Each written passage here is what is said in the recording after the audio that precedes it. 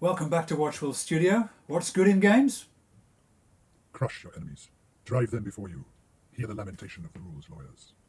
This video follows from the rules walkthrough. It's for Blue Moon City, and this is a playthrough. I'm going to show how some of the rules work together.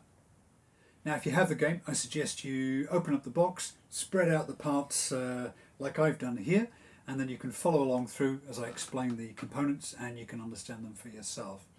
The 2018 game came with 4 extra tiles, which they've called expansion tiles, and you do want these in the game, but they function as exceptions to the core rules, so I'm not going to cover them in this walkthrough. Once you've played the game a few times, you'll see how they fit in, and you will want them in the game. Right, we set up the board with the central courtyard and the crystal obelisk in the centre, and the big crystal obelisk off to the side. We've got the 3 dragons, we've got 3 play pieces, and then we're going to remove 2 of the dragon scales and play with just 10 of them. Deal 8 cards to each of the players. So here's a reminder of how the turns work. There's 3 phases. We've got the movement phase, we've got the contribution phase, and we've got the reset phase. So I'm going to cover the reset phase first because it's very straightforward. You take a look at your hand and you can discard up to 2 cards and replace them, and then draw 2 more. So the player takes a look at these cards, decides that he doesn't have any use for the 3 and 2 white, so discards those, draws 2 more, and then draws the statutory 2. And that's the reset phase. So movement is up to 2 tiles orthogonally. You don't have to move. You can move 0, 1 or 2, and then you can use people cards or the expansion tile I mentioned earlier to move a little bit further. The 1 card will let you move anywhere on the board, and the 2 card will let you move up to 2 more squares. So for example, he moves his 2, plays the 2 card, moves an extra square, and then he can play his remaining 3 and a 1 to make a contribution on the 4 space there. Right, we're going to talk about contributions, and this is the heart of the game. What we're going to do is organise the hand of cards to play the people cards for their values. So in this case I've got 3 white, and I could make a contribution to a 3 white tile, a tile with 3 white on it. Pretty straightforward, and then those cards are gone. So here's a working example. Herr Wasserkörper, blue, moves 2 tiles, and then he plays his 3 blue card and marks the 3 blue space accordingly. That's a simple contribution. Now let's suppose Herr Steinhammer, brown, moves 2 to the same square. He doesn't have a 2, but he does have a 3, so he overpays 3 and marks accordingly. He also has a 1 in hand and thinks it would be great if he could combine the excess from the 3 that he paid with his 1 to make another contribution, but you're not allowed to do that. Each contribution is separate. When all the contribution spaces are complete, the building has been restored and we score the building. So Pizza Pink moves 2 tiles to the same place. That's obviously where the party's happening, and he's brought the pizzas. Pays 2 blue, marks the spot, and now the contribution bonus is paid out. Everybody here who's contributed gets 1 crystal, and then the majority gets 2 cards. But who is the majority? Well, there isn't a clear majority winner here, but the person on the left wins. In this case it's blue Wasserkörper. So he is the one that gets the 2 extra cards. Now, the counters go back to the player's supply, which is important.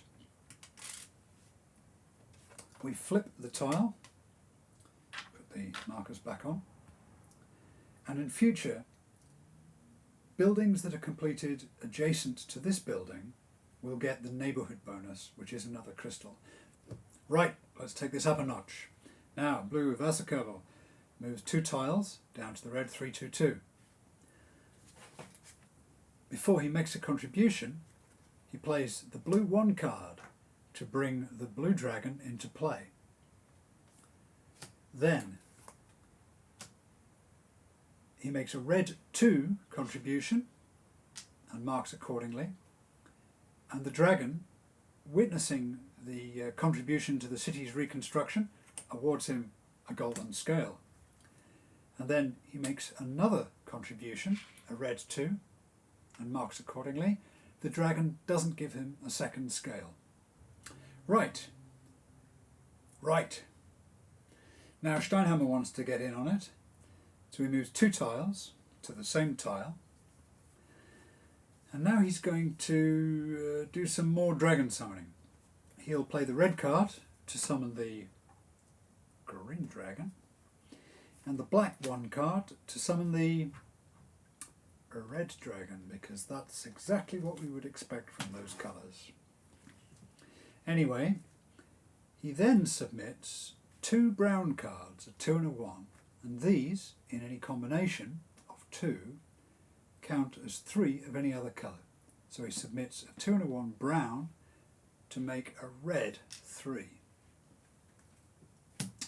Now, he does that. There were 3 dragons present, so he gets 3 dragon scales.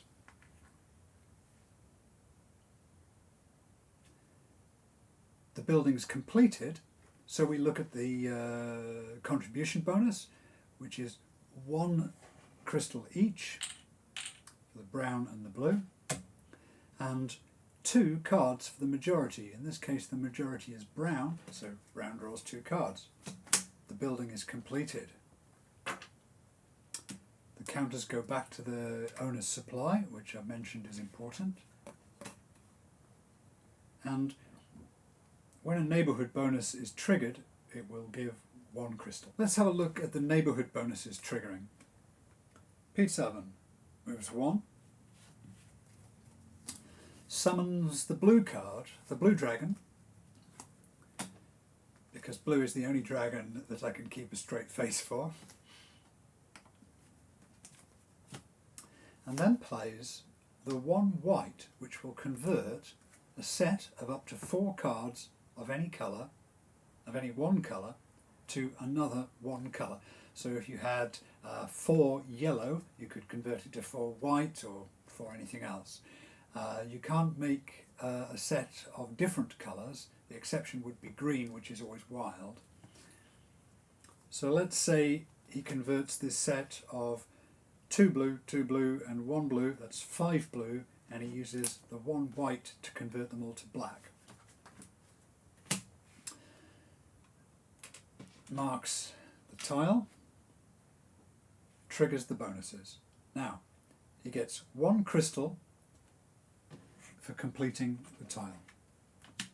He gets the majority bonus, because he's the only bullet player, which is 1 golden scale.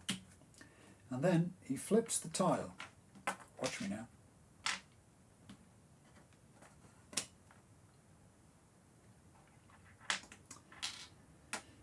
Now the tile's been completed, it triggers the neighbourhood bonuses, which in this case is 1 crystal from this building and 1 crystal from this building.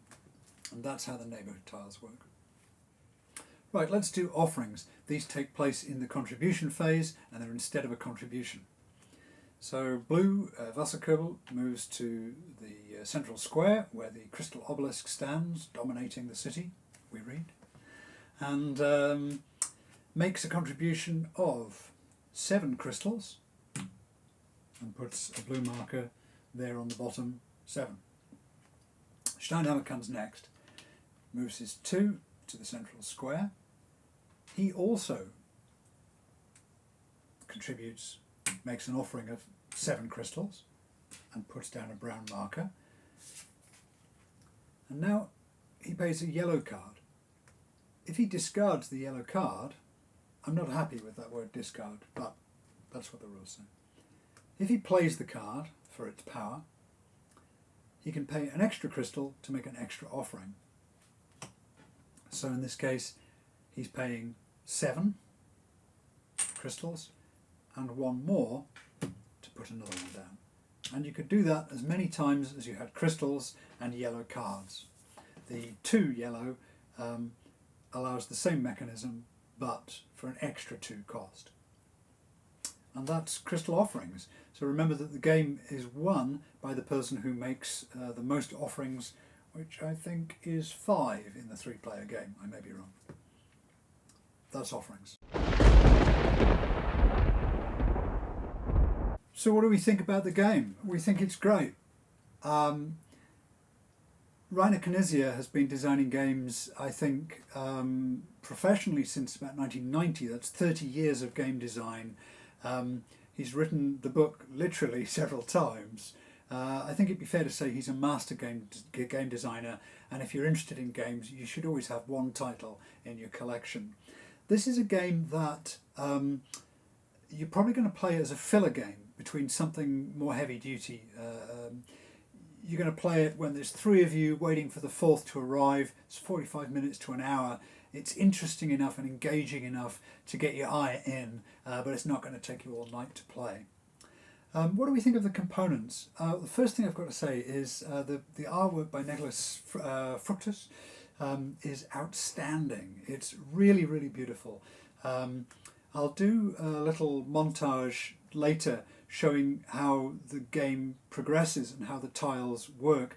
On the front, as I said in the other video, we've got the ruined building, and on the back we've got the completed building, which are colorized, if you like. And this means that as the game progresses, the building, the city becomes more and more colourful. It's really beautiful, and hats off to the artist for this work. The cards, likewise, they tie in beautifully, and he's got dozens and dozens of these. So what about the components? Well, the miniatures are by Cool Mini or Not, I believe, and they're okay. There's a bit of detail on them, so if you're interested in painting, there's going to be something to go at.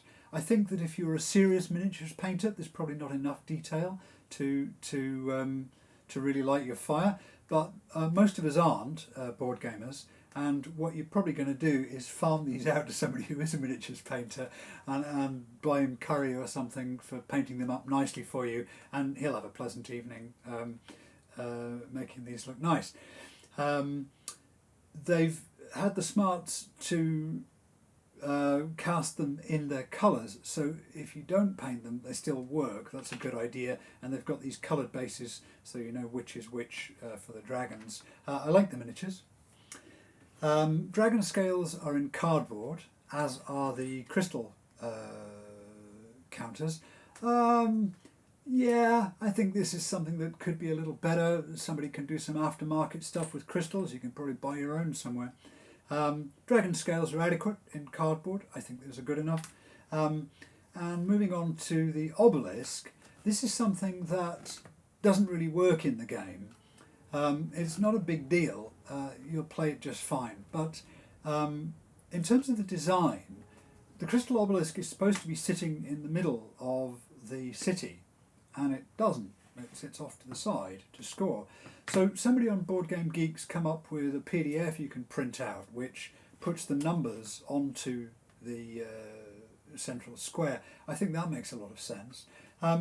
I just feel that at this point in we're the golden age of board games, I think, that Cool Mini or Not or Knizia's companies could have come up with something here where we have the central obelisk still in cardboard would be perfectly fine, dominating the centre of the city, and that would make a huge difference. Version 3 maybe? I have to say something about these player markers. They're really not very good. Not quite sure what went wrong here. There's bits of flash on them. The casting isn't very good. They're pretty lackluster. Again, I guess that's something that you can fix. The game isn't very costly. It's about $40, so not very expensive for you to improve that. Overall, I want to come back to the positives again and say this is a really, really beautiful game to play, and I think it's one that fits into any game club or any serious gamer's collection. Have it on your bookshelf and whip it out when you want to have a 45-minute or an hour game It's a great game. Okay, another negative. I've got to mention the colour of the cards. I realise that there are issues with printing and that matching colours can be difficult, but the white, grey and black cards aren't. This obviously isn't white, this obviously isn't grey, and this obviously isn't black. The tiles on the cards look beautiful in this muted colourway. I really, really like it, but I'm not the first person to say that this is problematic. It's actually quite difficult to play the game because of this colour problem, and it needs fixing. And then next, I have got to mention the dragon cards. Look. Blue card moves the blue dragon, fine. Well then, why not green moves the green dragon and red moves the red dragon? Why is red moving the green dragon and black moving the red? It doesn't make any sense at all. I'm sure that Dr. Knizia's mind is the size of a planet, but mine isn't. And this really isn't very helpful. So that needs fixing as well. I would like to see a version 3 with a fancy obelisk in the centre, dominating the dragon cards fixed, that colour matching issue fixed. These counters could be a little better. How about some plastic crystals and some nice gold plastic dragon scales? Otherwise, I think this is a great game and it's great value at $40. So that's it for this rules playthrough. I hope it was helpful for you and entertaining. I'm going to put a link to the Discord server here. Come into the server and chat about board games with us, and let us know on Discord or in the YouTube comments what game you'd like to see reviewed next. Thanks very much for joining us. See you again.